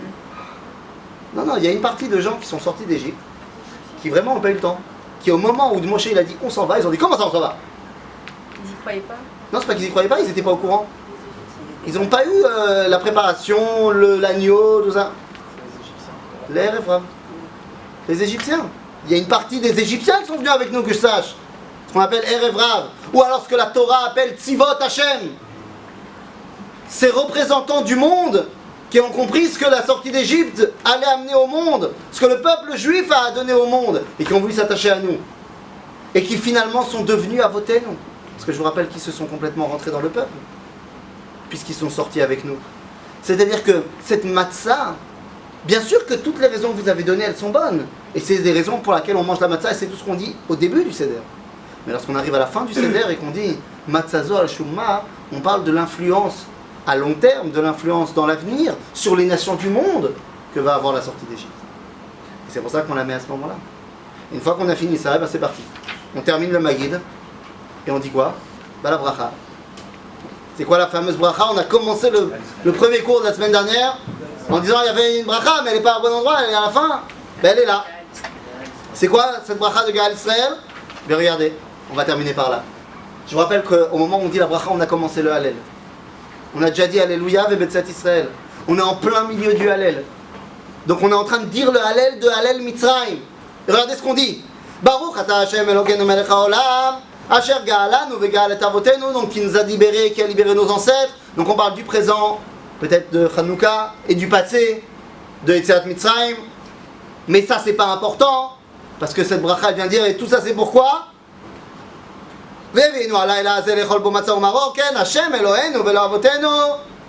Tout ça c'est pourquoi? Yagienu les Moadim ve l'Irgalim acherim. Tout ça c'est pour arriver à d'autres fêtes. Venodeh lecha. Et à ce moment-là, quand on arrivera à d'autres fêtes, Venodeh lecha shir chadash al geulatenu ve al pedut nafshenu.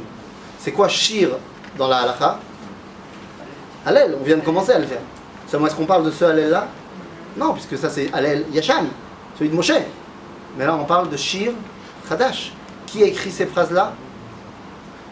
C'est la Haggadah, c'est-à-dire l'époque du Beit Sheni, après Hanouka. Donc de quel Hallel il parle lorsqu'il parle de Shir Chadash? Yom Ha'atzmaut. Et on a rebelote le même truc que la semaine dernière.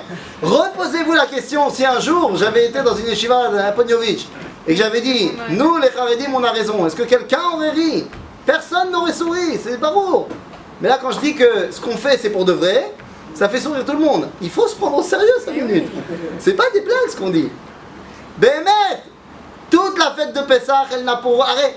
C'est ce que pose la question, j'en parlais avec toi, à Abrabanel. Donc tu connais le limoud à Abrabanel à la Torah. Moi on m'a toujours dit quand j'étais en Shiur Aleph à la Yeshiva que si tu veux étudier, il ne faut pas étudier à Abrabanel. Parce qu'à Abrabanel, tu vas devenir apikoïros. Pourquoi? Parce qu'il a un commentaire, à chaque fois il pose d'abord une quinzaine de questions, des questions qui sont des questions, et seulement après il fait une synthèse de sa réponse. Seulement tu n'as plus la force, au bout de la 8e question, tu n'as déjà plus la force, donc tu ne vas pas jusqu'à la synthèse. Pour sa commentaire de la Haggadah, il a 100 questions avant de commencer à répondre. Seulement la première question qu'il pose c'est pourquoi est-ce qu'on continue à faire Pessah alors qu'on est retourné en exil? Lui il parle en plein milieu d'Espagne, on est retourné en exil. Il dit parce que comme on est sorti une fois, alors aucun exil n'est vraiment l'exil, on va pouvoir en sortir. Et donc c'est Bidyuk Haïnyan. La fête de Pessah elle n'a plus aucun intérêt si ce n'est parce que tu sais qu'il y a un moment donné où tu vas arriver à Geulatenu ve'al pedut nafshenu, ce qu'on appelle aujourd'hui Yom Ha'atzmaut. Et une fois qu'on a dit cette bracha là, bah ça y est, on peut aller se laver les mains, on peut aller manger, on peut aller tout faire. Tout faire, et c'est pour ça que comme le temps avance, et on va terminer, on n'aura pas un 3e cours sur Pessah, on aurait peut-être fallu Malasot. Et je vous emmène loin, parce qu'on a déjà parlé de Korech, on a déjà parlé de plein de choses, on va pas Stam, puis je vais pas tout vous dire. Il faut garder des trucs pour l'année prochaine. Mais par contre, prenez à la fin, une fois qu'on a tout terminé. Une fois qu'on a tout terminé, il y a une chanson. Une chanson comme ça. Une chanson que tout le monde connaît. Echad. Le Echad Miyodea. Alors le Echad Miyodea, on va terminer par le Echad Miyodea. Parce que je pense que ça fait très bien la jonction. Vous vous rappelez qu'il manque un 5e enfant? On a dit il manque un 5e enfant, d'accord? À la fin de la Haggadah, juste avant de dire Echad Miyodea, vous savez qui on a invité?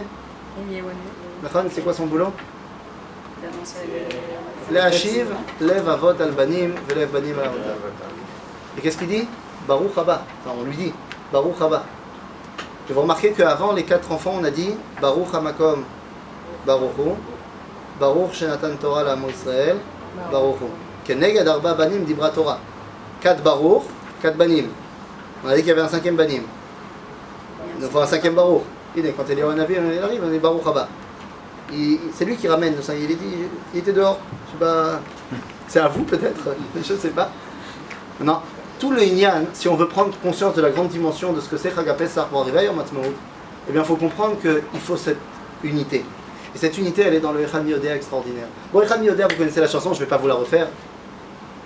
Tous les chiffres qui sont donnés là-bas, ils sont géniaux, franchement, à la folie.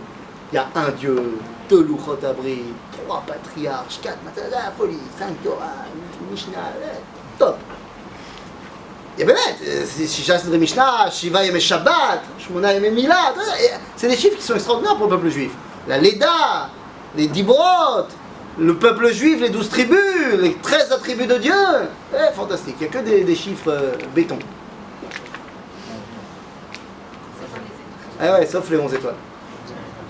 Et à Hadassar Korvaya, on se dit qu'il fallait passer de 10 à 12. Il fallait bien trouver un truc avec 11, tu vois. On a cherché, on a trouvé les 11 étoiles. C'est quoi ces 11 étoiles? Ah, Dieu, c'est d'accord. D'accord. Mais donc ça veut dire que ça représente quoi? Le peuple juif. Ouais, mais ça tu vas le dire dans 2 secondes. Tu vas dire Shtem Asar, Shiftaya. Alors quoi? C'est juste parce qu'il fallait passer de 10 à 12. Non, je te pose la question. À quoi ils servent ces 11 étoiles? Non, ils servent à quelque chose de fondamental. Et par ça on termine. Bémet. Fondamental.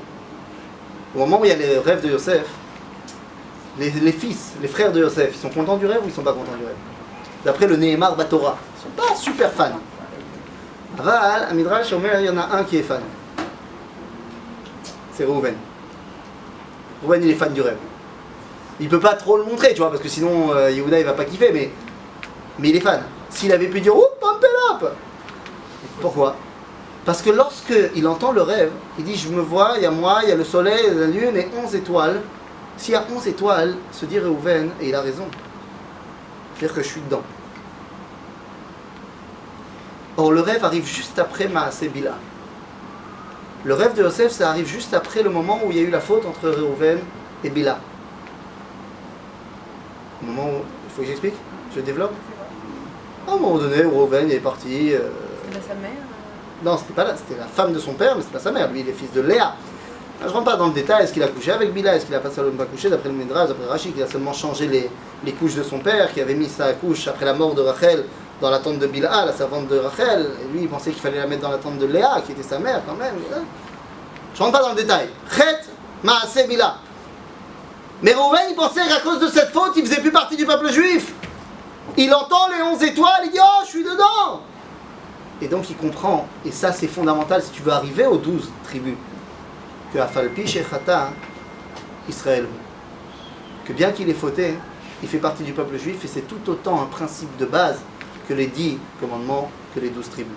Parce que si tu veux comprendre ce que c'est que cette influence que va avoir la fête de Pessah pour pouvoir arriver à Yom Ha'atzmaut, bah, tu ne peux pas passer sans cette étape-là, qui comprend que même des gens qui sont une génération de fauteurs, eh bien ça peut être par eux que Akadosh Baruch Hu va décider de faire passer la Géoula, parce qu'il a décidé que c'est par eux que ça va passer la Géoula.